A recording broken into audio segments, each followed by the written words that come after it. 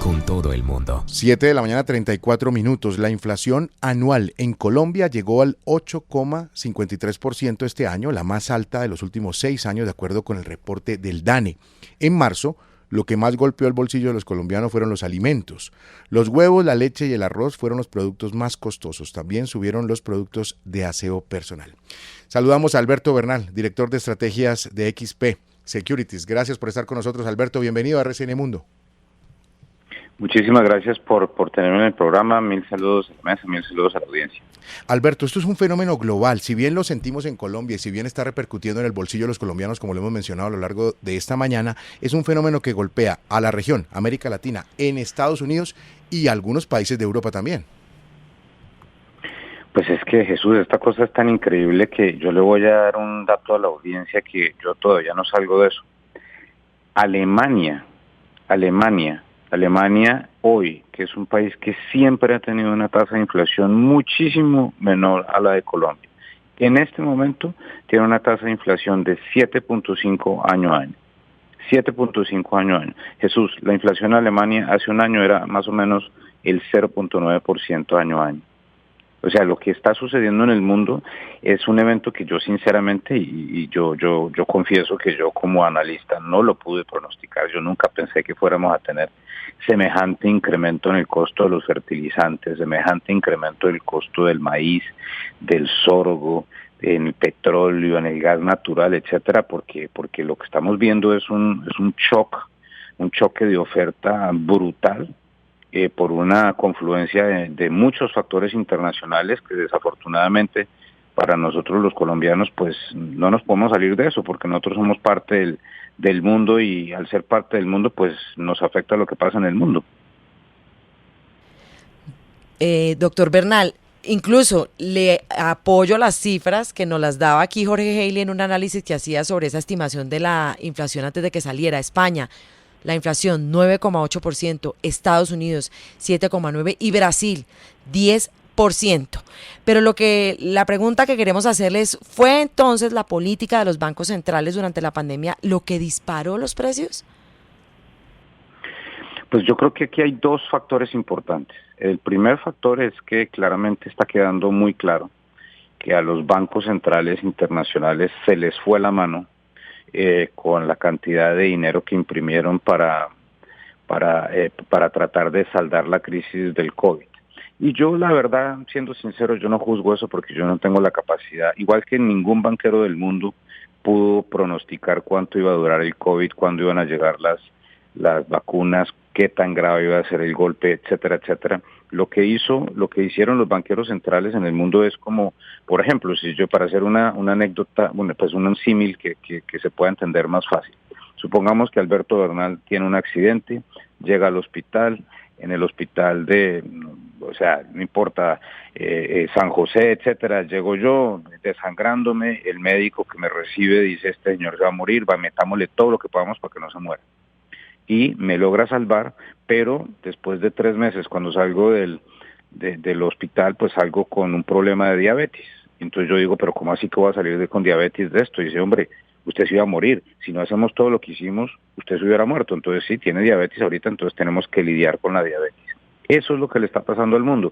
Al mundo se le fue la mano en la cantidad de dinero que imprimió para tratar de salvar la crisis. Esto estoy hablando de los países desarrollados, Inglaterra, la eurozona, Japón, Estados Unidos, etcétera, Canadá, Australia. Se les fue la mano porque no sabían qué tan grave iba a ser esto y esto resultó desde el punto de vista económico un poco menos grave de lo que todos pensábamos al principio de la pandemia.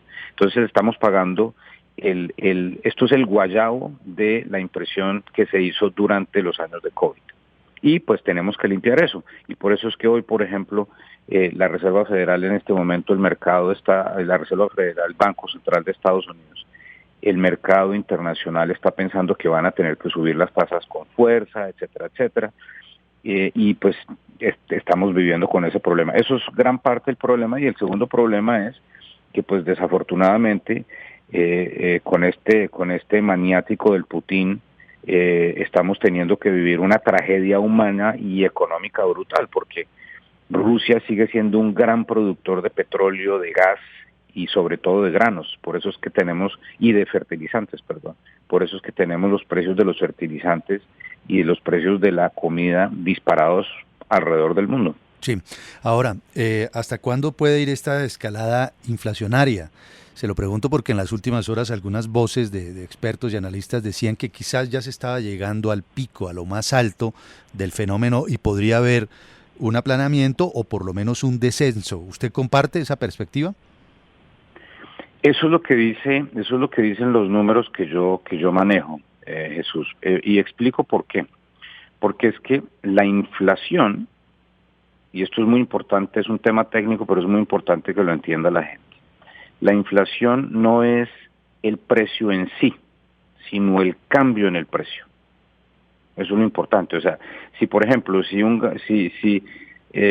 producto en Colombia vale 5.000 pesos o costaba 5.000 pesos el año pasado, hoy en día vale 7.500 pesos, pues obviamente desde el punto de vista de año a año tenemos un problema gravísimo de proceso de inflación. Pero si el próximo año ese producto sigue valiendo 7.500 pesos, a pesar de que está mucho más caro que hace 2 años, ya no hay inflación. Así es como funciona la forma como se calculan estas cosas. Entonces, lo que yo creo que está pasando, y esto es alrededor del mundo, es que porque ya los precios subieron tanto, vamos a comenzar a entrar en un proceso como de estancamiento de los precios a niveles altos.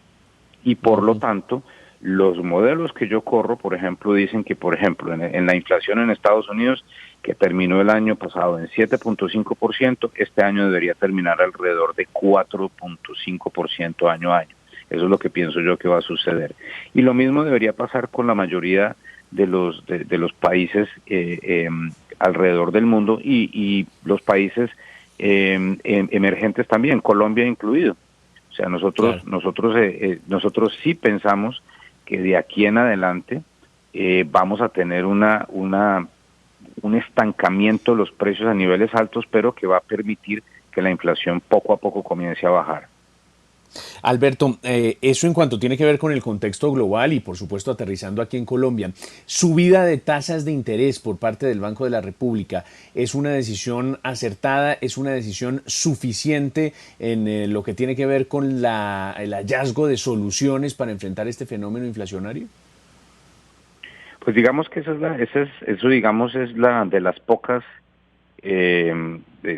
digamos, o sea, uno tiene que mirar cómo se controlan esta serie de procesos inflacionarios en el mundo. Y entonces hay dos partes importantes dentro de todo lo que tenga que ver con el manejo de la inflación. Por un lado, para que esto se arregle tiene que haber más oferta. Entonces, el mundo tiene que producir más petróleo, el mundo tiene que producir más granos, el mundo tiene que producir más fertilizantes.